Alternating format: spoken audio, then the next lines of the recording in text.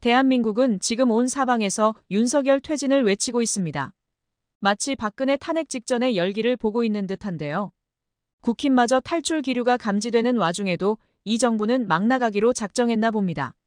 설명하기 전에 보면 이게 80년대인가 싶을 정도인데요.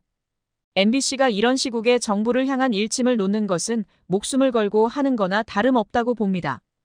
대학교 안에서 시위가 있다고 경찰들을 캠퍼스 안까지 투입시켜 학생들을 체포하는 장면을 보면 정권이 집착하듯 말했던 자유는 과연 누구를 위한 것이었을까 싶습니다.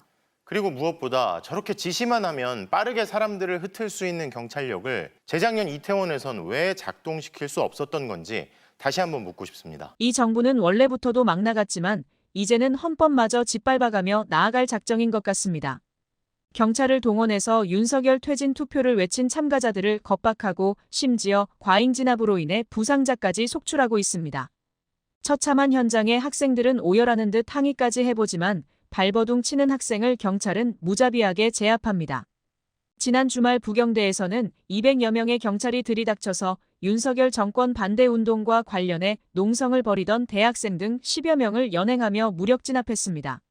학교 측은 학칙을 근거로 정치적 활동을 불허했고 경찰의 퇴거 요청에도 응하지 않아 학생들을 체포했다고 해명했지만 분위기가 이상합니다. 전에 없던 기류가 흐르며 윤 정부 측이 생각하는 것과는 정반대 방향으로 흘러가고 있는 듯 싶은데요. 당연히 조용히 넘어갈 것이라 생각했겠지만 또 한 번 윤석열 정권 퇴진 열기에 기름을 부은 꼴이 되었습니다.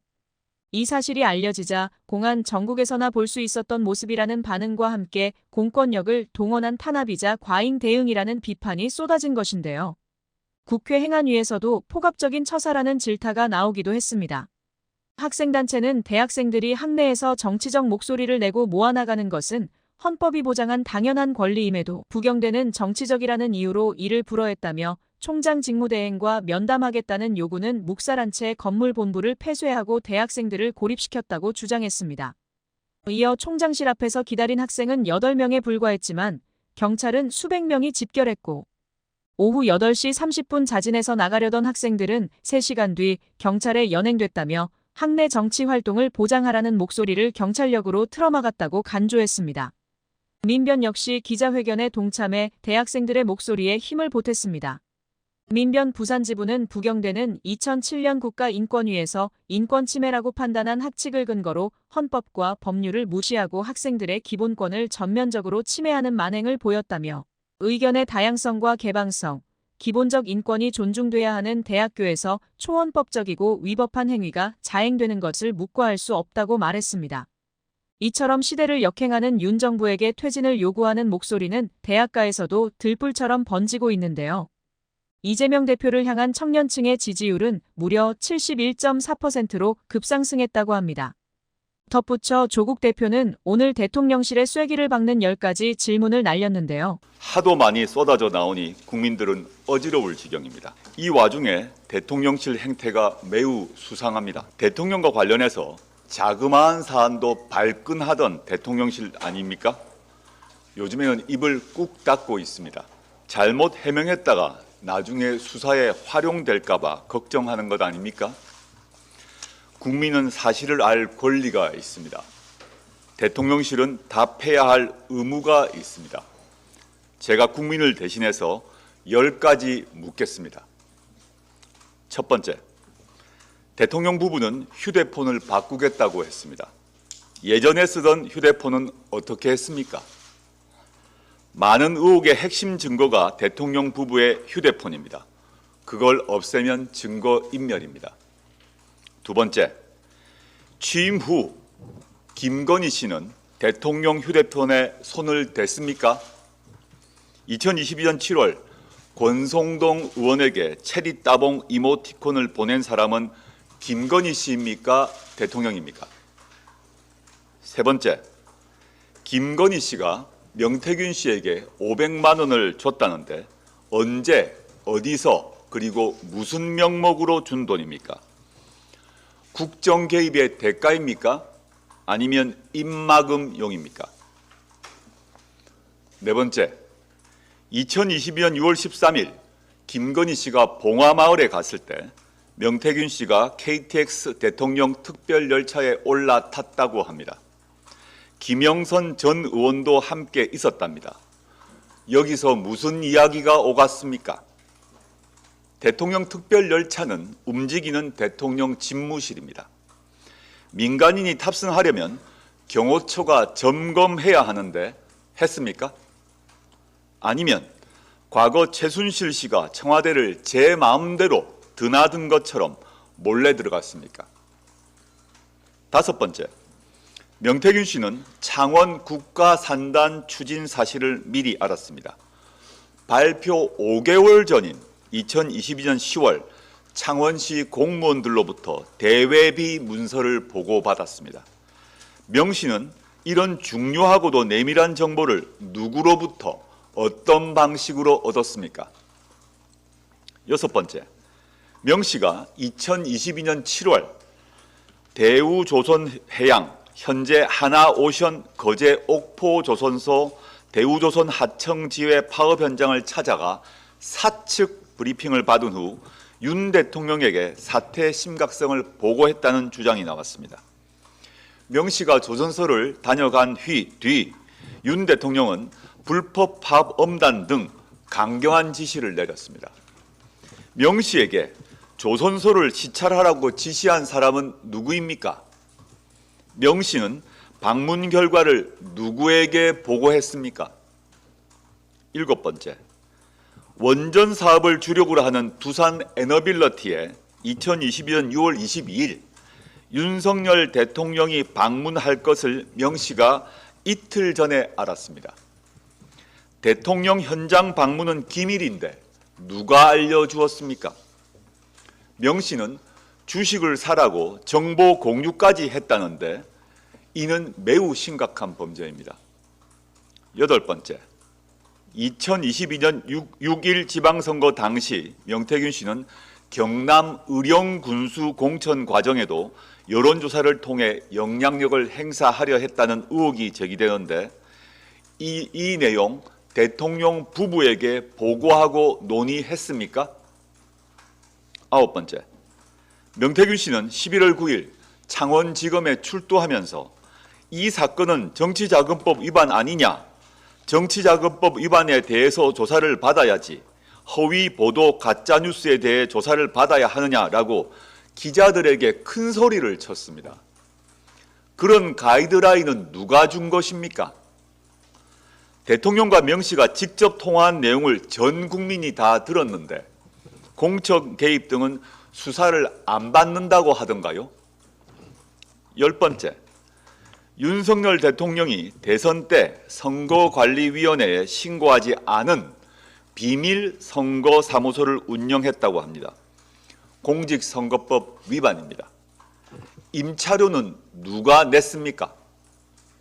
건물 소유주 중 한 명을 대통령 비서실에 채용했다는데 사무실을 빌려준 대가 아닙니까? 대통령실은 쌓여가는 의혹을 제대로 해명해야 합니다. 검찰은 명태균 씨와 김영선 전 의원 기소로 꼬리 자르기를 해서는 안 됩니다. 제기되는 의혹을 남김없이 수사해야 합니다. 우선 윤석열, 김건희 휴대폰부터 확보하십시오. 검찰에만 맡겨둘 수는 없습니다. 솔직히 믿기지 않습니다. 오늘 본회의에 상정될 김건희 특검법이 통과되어야 합니다. 국민의힘 한동훈 대표와 의원들은 국민 요구에 부응해야 합니다. 더욱이 이번에 올라온 법안은 한동훈 대표가 주장해온 제3자 출전 특검 아닙니다. 이걸 통과시키는 게 한동훈 대표가 입에 달고 다니는 국민의 눈높이입니다. 시국선언에 동참하는 대학은 갈수록 많아지고 있습니다. 최근에는 경희대학교 교수와 연구진 226명이 발표한 시국선언문에 모두가 감동했는데요. 인간의 존엄과 민주주의의 가치를 훼손하는 윤석열 대통령은 즉각 퇴진하라. 나는 폐허 속을 부끄럽게 살고 있다. 나는 매일 뉴스로 전쟁과 죽음에 대해 보고 듣고 있다. 그리고 이제 내가 그 전쟁에 연루되려고 하고 있다. 더 이상 나는 강의실에서 평화와 생명, 그리고 인류의 공존이라는 가치가 우리 모두가 힘을 모아야 할 가치라고 이야기하지 못한다. 나는 역사의 아픔이 부박한 정치적 계산으로 짓밟히는 것을 보았다. 더 이상 나는 강의실에서 보편적 인권과 피해자의 권리를 위해 피 흘린 지난하면서도 존엄한 역사에 대한 경의를 이야기하지 못한다. 나는 여성과 노동자와 장애인과 외국인에 대한 박절한 혐오와 적대를 본다. 더 이상 나는 강의실에서 지금 우리 사회가 모든 시민이 동등한 권리를 가지는 사회라고 이야기하지 못한다. 나는 이태원 참사 이후 첫 강의에서 출석을 부르다가 대답 없는 이름 앞에서 어떤 표정을 지을지 알지 못했다. 더 이상 나는 강의실에서 학생의 안녕을 예전처럼 즐거움과 기대를 섞어 이야기하지 못한다. 나는 안타까운 젊은 청년이 나라를 지키다가 목숨을 잃어도 어떠한 부조리와 아집이 그를 죽음으로 몰아갔는지 알지 못한다. 더 이상 나는 강의실에서 군유학을 앞두고 인사하러 온 학생에게 나라를 지켜줘서 고맙고 건강히 잘 다녀오라고 격려하지 못한다. 나는 대학교 졸업식장에서 졸업생이 검은 양복을 입은 사람들에게 팔다리가 번쩍 들려 끌려나가는 것을 보았다. 더 이상 나는 우리의 강의실이 어떠한 완력도 감히 침범하지 못하는 절대 자유와 비판적 토론의 장이라고 말하지 못한다. 나는 파괴적 속도로 진행되는 대학 구조 조정과 함께 두 학기째 텅 비어있는 의과대학 강의실을 보고 있다. 더 이상 나는 강의실에서 지금 내가 몸담고 있는 대학 교육의 토대가 적어도 사회적 합의에 의해 지탱되기에 허망하게 붕괴하지 않을 것이라 이야기하지 못한다. 나는 매일 수많은 경로를 듣는다. 잘못을 해도 반성을 하는 것이 아니라 경로의 전원과 지리한 핑계만이 허공에 흩어진다.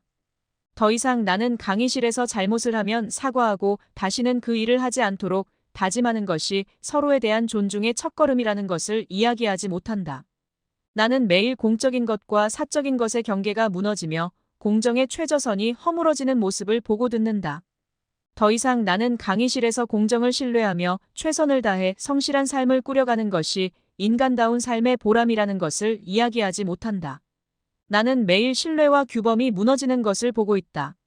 더 이상 나는 강의실에서 서로에 대한 신뢰와 존중을 바탕으로 자발적으로 규범을 지키는 것이 공동체 유지의 첩경이라 말하지 못한다. 나는 매일 수많은 거짓을 목도한다. 거짓이 거짓에 이어지고 이전의 거짓에 대해서는 아무도 책임을 지지 않는다. 더 이상 나는 강의실에서 진실을 담은 생각으로 정직하게 소통하자고 말하지 못한다. 나는 매일 말의 타락을 보고 있다. 군림하는 말은 한없이 무례하며 자기를 변명하는 말은 오히려 국어사전을 바꾸자고 고집을 부린다. 나는 더 이상 강의실에서 한 번 더 고민하여 정확하고 신뢰할 수 있는 말을 건네고 서로의 말에 경청하자고 말하지 못한다. 나는 하루하루 부끄러움을 쌓는다. 부끄러움은 굳은 살이 되고 감각은 무디어진다. 아무런 기대도 하지 않으며 기대하지 않는 것을 당연하게 여기게 되었다. 나는 하루하루 인간성을 상실한 절망을 보고 있고 나 역시 그 절망을 닮아간다. 어느 시인은 절망은 끝까지 그 자신을 반성하지 않는다라고 썼다. 하지만 그는 그 절망의 앞자락에 바람은 딴 데에서 오고 구원은 예기치 않은 순간에 오리라는 미약한 소망을 깨알 같은 글씨로 적어두었다. 나는 반성한다. 시민으로서 그리고 교육자로서 나에게도 큰 책임이 있다. 나는 취약한 사람이다. 부족하고 결여가 있는 사람이다. 당신 역시 취약한 사람이다. 하지만 우리는 취약하기 때문에 함께 목소리를 낸다. 나는 당신과 함께 다시 인류가 평화를 위해 함께 살아갈 지혜를 찾고 싶다. 나는 당신과 함께 다시 역사의 진실 앞에 올바른 삶이 무엇인지 이야기하고 싶다. 나는 당신과 함께 다시 모든 사람이 시민으로서 정당한 권리를 갖는 사회를 만들고 싶다. 나는 당신과 함께 다시 서로의 생명과 안전을 배려하는 방법을 찾고 싶다. 나는 당신과 함께 다시 공동체를 위해 헌신하는 일을 존중하는 분위기를 만들고 싶다. 나는 당신과 함께 다시 자유롭게 생각하고 스스럼 없이 표현할 권리를 천명하고 싶다. 나는 당신과 함께 다시 우리가 공부하는 대학을 신뢰와 배움의 공간으로 만들고 싶다. 나는 당신과 함께 다시 선택에 대해 책임을 지고 잘못을 사과하는 윤리를 쌓고 싶다. 나는 당신과 함께 다시 신중히 동의할 수 있는 최소한의 공정한 규칙을 찾고 싶다. 나는 당신과 함께 다시 서로를 믿으면서 우리 사회의 규칙을 새롭게 만들어가고 싶다. 나는 당신과 함께 다시 진실 앞에 겸허하며 정직한 삶을 연습하고 싶다. 나는 당신과 함께 다시 존중과 신뢰의 말을 다시금 정연하고 싶다. 우리는 이제 현실에 매몰되지 않고 현실을 외면하지 않으며 현실의 모순을 직시하면서 만들어갈 우리의 삶이 어떠한 삶일지 토론한다. 우리는 이제 폐허 속에 부끄럽게 머물지 않고 인간다움을 삶에서 회복하기 위해 노력한다. 그리고 우리는 이제 새로운 말과 현실을 발명하기 위해 함께 목소리를 낸다. 대통령으로서 국민의 생명과 안전에 무관심하며 거짓으로 진실을 가리고 무지와 무책임으로 제멋대로 돌진하는 윤석열은 즉각 퇴진하라.